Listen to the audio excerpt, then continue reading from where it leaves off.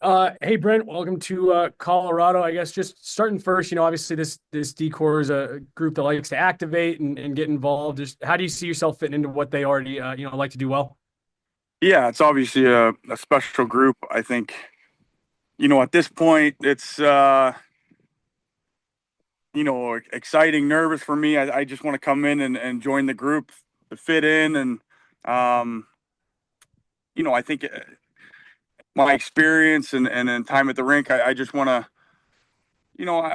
I want to bring some energy, bring some fun, some experience. Obviously, there's a lot of guys there that I can learn from. And, hopefully, I think it's always a big part of, um, playing with different guys. Everybody can learn from everybody. So it's I'm sure for me it's going to be great, and hopefully some of those guys will see some different things and can learn from me. And I'm really looking forward to being a part of a special group.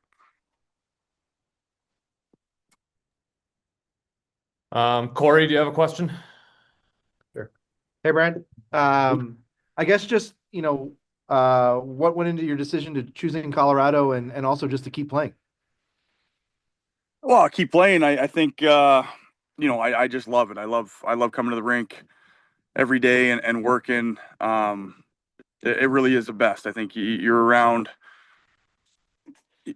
guys that they're chasing one goal, and um, there's just something special about it. All the laughs and um, the working hard together. It's really special to try to build something together, and I just enjoy that process. I love obviously training and all that stuff going together, and so I still love it. I think that's so important, the passion part of it. And I'm sure my wife likes having me go on road trips every once in a while to get me out of the house and stay clear of that a little bit to get out of the way. And um, I think it's changed over time. I think my kids are a little older, so um, my two older ones, they're a part of it. They know what's happening. They know what's going on.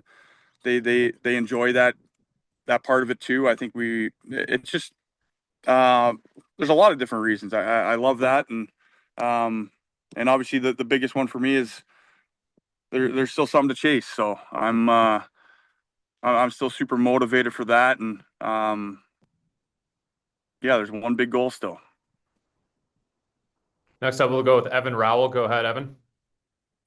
Hey Brent, I'm just wondering, as your career has gone on, how have you had to change or evolve your game, if at all, to, I guess, change roles and as you continue to get a little bit older? Yeah, I think there's been a lot of change. I think, well, I started as a right winger, so it's that's been a lot of change in my game. I think for the first part of it, um, when I first came in, I'm playing forward, and the learning curve was so steep. I think at that time, and then getting switched to D, obviously there was a huge learning curve again. Just trying to learn D, and um, I've had some great people to learn from, but it takes a lot of time. It's hard. And then yeah, the game's changed, so it's always changed. I feel like every year it's a little different. So I think that's part of it. That's part of the fun. I think you play with different people, you pick up different things. You're always adapting on and off the ice. I think it's part of what I enjoy, just trying to figure that stuff out and um, always try to get better and keep playing. Bailey, if you have a question, go ahead. Hey, Brent. Under Rod Brindamore, you spent a lot of time under a very defensive heavy system. Wondering if you can speak to your experience with Rod and playing next to a guy like Jacob Slavin and how that can add to this Avs locker room. Yeah, I think for me that was the hardest part about this. It's been no secret how special I think Roddy is, and his relationship with me, and just how he made me feel from the start. I think I can't speak highly enough about him, and just the aura that he has every day at the rink. And um, yeah, that's it's hard. It's still tough. I think that's the hardest part, is the relationships and leaving it. I think anytime the team changes, the toughest part is you have that excitement to go to a new spot and meet guys, and you have those nerves and everything, but you also are leaving some great people, and Carolina was that. It's an amazing city with great fans. We really loved our circle of people around us on the ice and at the rink, but off the ice as well. I think it was really just a great spot for us, and the coaching staff there was amazing, and and then the guys in the room. It is a special group. It's a really close group. We had a lot of fun. We worked real hard. It was fun every day, and obviously playing with Slavo, that was a huge blessing for me. I mean, I was super lucky to get to play with a guy like that. That's just so elite, and he's a special character too. He's quiet, so he doesn't really, there's not as much talk about his character, but he's a really, really special guy, and yeah, he just did so much for me, and it was awesome. It's very hard to leave that, and yeah, that's still pretty fresh and still pretty hard. So very special group there, and like I said, you get you have in these decisions, it's crazy. It's happening fast, and there's so much on the go, and you have all these nerves from both sides, and obviously coming here, it's so exciting. I think it's going to be a great fit for not only me but my family, and yeah, just so excited about the team, the city. So it's crazy 48 hours. Next up, let's go with Colleen Flynn. Colleen, if you have a question, go ahead. Hey Brent, kind of on that note, what do you know about the Avs, and do you have any relationships with anybody on the team coming in to this locker room? Yeah, hockey's a pretty small world. I think, I've played with Mac before. I've come across Brock a little bit. We have some mutual friends in Minnesota, and obviously I know Netchie and Jacko, and